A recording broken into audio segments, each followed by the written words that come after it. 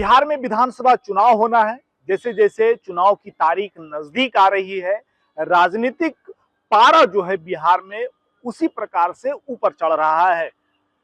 पार्टियां आंदोलन आयोजित कर रही हैं, पार्टियां सड़कों पर उतर रही हैं, राजनीतिक पार्टियां कई कार्यक्रम कर रहे हैं और अपने विषयों को, अपने मुद्दों को जनता के सामने रखने का काम कर रही है। बीते दिनों वक्फ बोर्ड को लेकर के पटना के गांधी मैदान में एक बड़ा प्रदर्शन आंदोलन हुआ था और उस प्रदर्शन और आंदोलन में, कार्यक्रम में कई राजनीतिक पार्टियों के शीर्ष नेता जो है वहां पहुंचे हुए थे।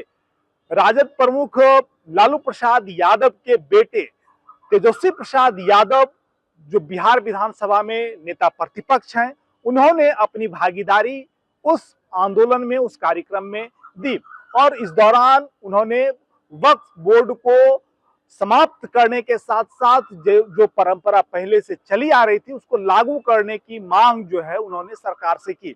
इसके साथ ही उन्होंने साफ तौर पर भाजपा पर निशाना साधते हुए कहा है कि भाजपा मुसलमानों के कल्याण के लिए, मुसलमानों को आगे बढ़ाने के लिए कोई कदम नहीं उठा रही, यहाँ तक कि वक्फ बोर्ड बना करके मुसलमानों की जमीनों पर कब्जा कर रही है। अब इस पर प्रतिक्रिया आनी शुरू हो चुकी है।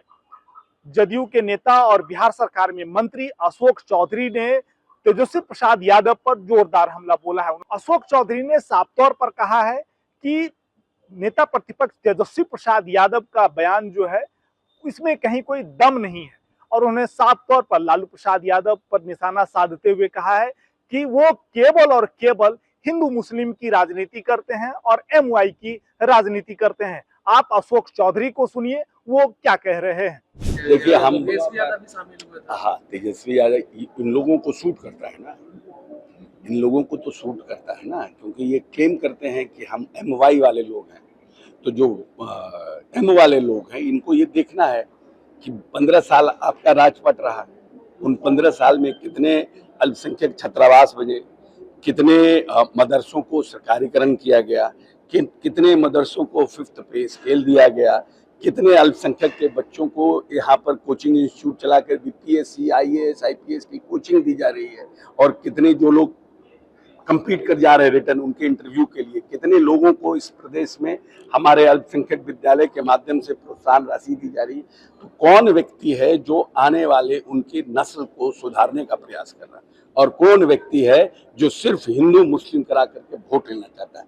तो जो जात की राजनीति करते हैं, धर्म की राजनीति करते हैं, उनको ऐसी राजनीति मुबारक हो। हम तो विकास की राजनीति करते हैं। नीतीश कुमार ने हमेशा कहा है जो वोट देगा उसके भी हम साथ हैं, जो वोट नहीं देगा उसके लिए भी साथ हैं। लेकिन आप बोल रहे हैं कि हम लोग विकास की बात करते हैं, तेजस्वी यादव लगातार कर रहे हैं कि 20 सालों में एनडीए ने कुछ नहीं किया। पूछिए ना, मात्र हमको 20 महीने दीजिए। अच्छा, हमसे पूछिए कि 20 साल में क्या नहीं किया, उसी का जवाब देते।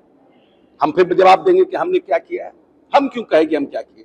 उनसे पूछिए कि नीतीश कुमार ने क्या नहीं किया है, उसी पर हम बहस करेंगे। तो आपने सुना कि किस प्रकार से अशोक चौधरी ने लालू प्रसाद यादव और राजद से सवाल किए हैं कि जो काम मुख्यमंत्री नीतीश कुमार और एनडीए के शासनकाल में बिहार में हुआ है, वो काम राजद के शासनकाल में लालू प्रसाद के मुख्यमंत्री रहते, राबड़ी देवी के मुख्यमंत्री रहते, वो काम नहीं हुए हैं।